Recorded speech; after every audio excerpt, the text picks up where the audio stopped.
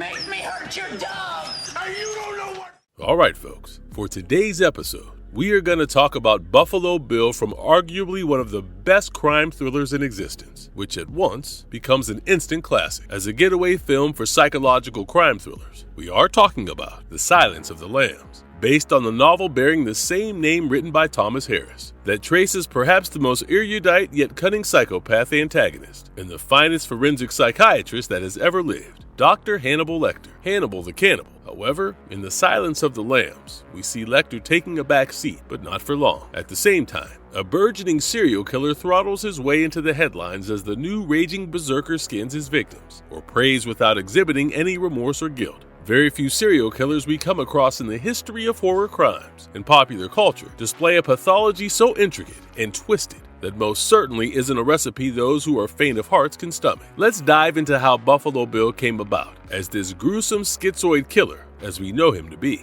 Before we go into our explanation, we have a very small request. If you like our content, please support us by subscribing to our channel. This is a small click for you, but for us, it means a lot. Thank you. Let's begin.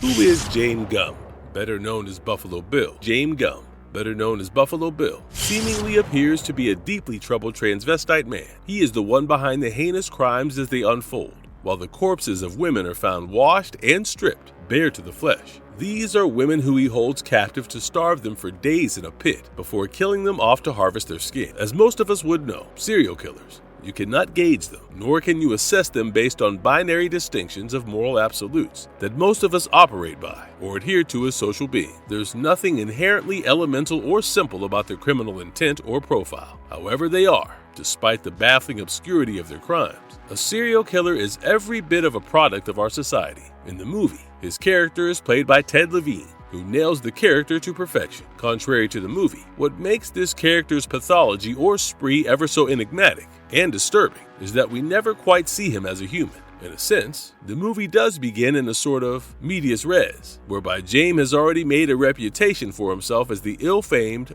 Buffalo Bill. We are rarely offered a peek into the character's distant past, what sets him off of the edge, and what pushes him to the brink of chaos and horror that he inflicts upon these young women. Terrifying story arc of Buffalo Bill explored. Gumb has been a victim of circumstances, as most serial killers have historically been. His very name is an anomaly, almost suggestive of a looming deficit that will torment him for the rest of his life. In fact, in the original novel, it was his insistence that he be referred to as James instead of James, which is what we are more familiar with. Anyone who would call him otherwise would face the brunt of his fury and rage.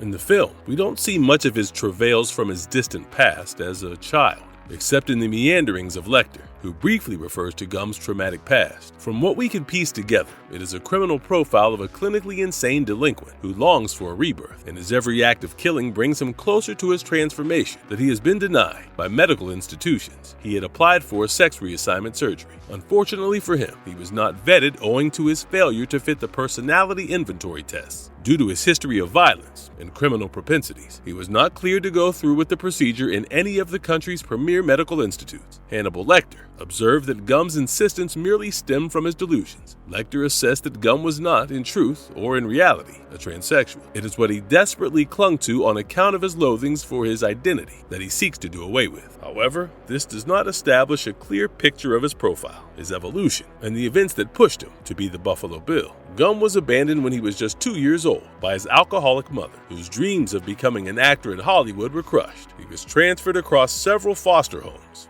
until his grandparents adopted him and took him under their wing.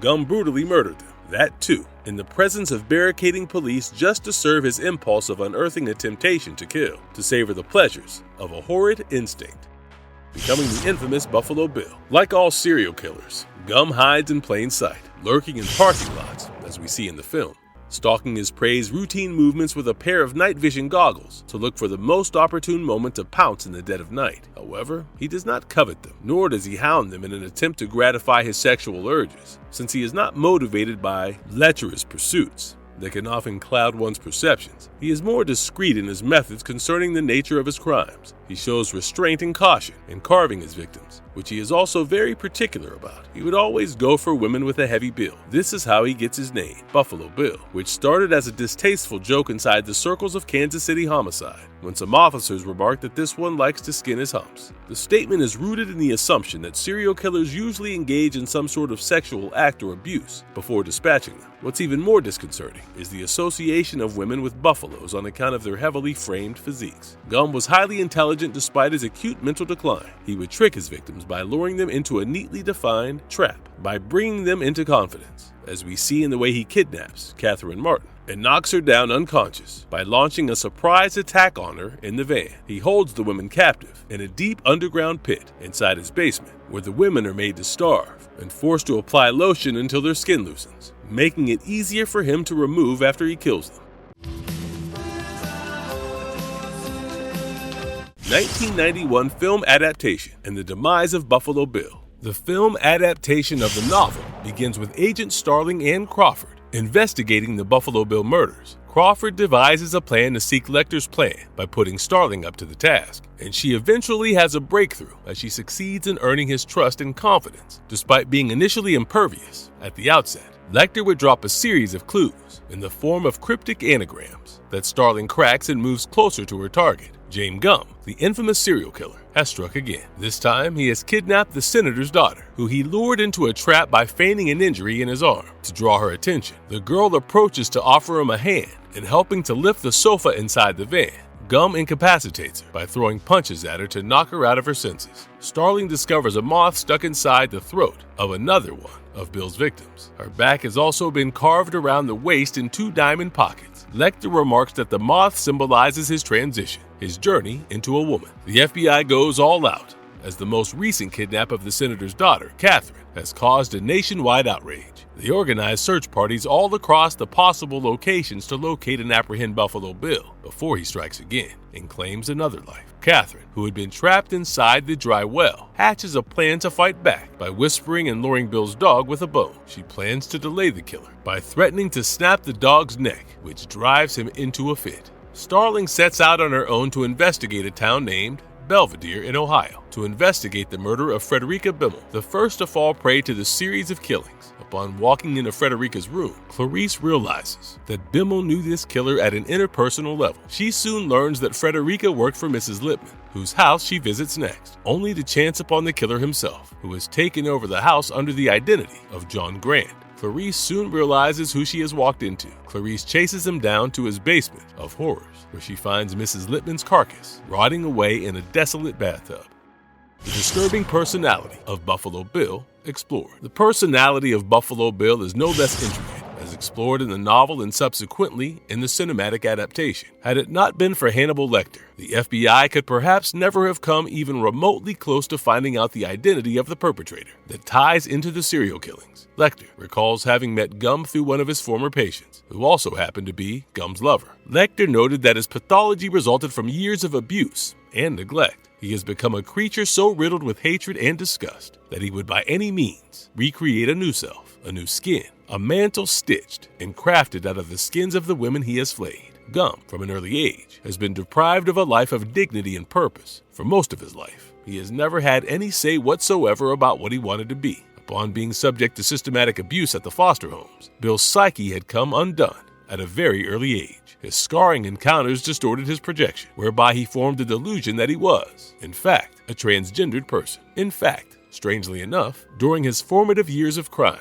he would mostly assault gay men, which is a major reason why he failed the personality test for sex reassignment surgery at Johns Hopkins. Gum's behavioral pattern strongly indicates a morbid lack of self, which is primarily his affliction that manifests later at a severely feral form of bipolar disorder, whereupon he sinks into a self that is in equal parts hideous and sinister. He is deeply insecure about his sense of self and relationships. The most disturbing aspect or lacuna in his character is his inability, or perhaps a conscious choice that he makes, as he refers to his victims as it, not by their names or their pronouns, but by treating them as an object lest he cannot have his act together and it all falls apart.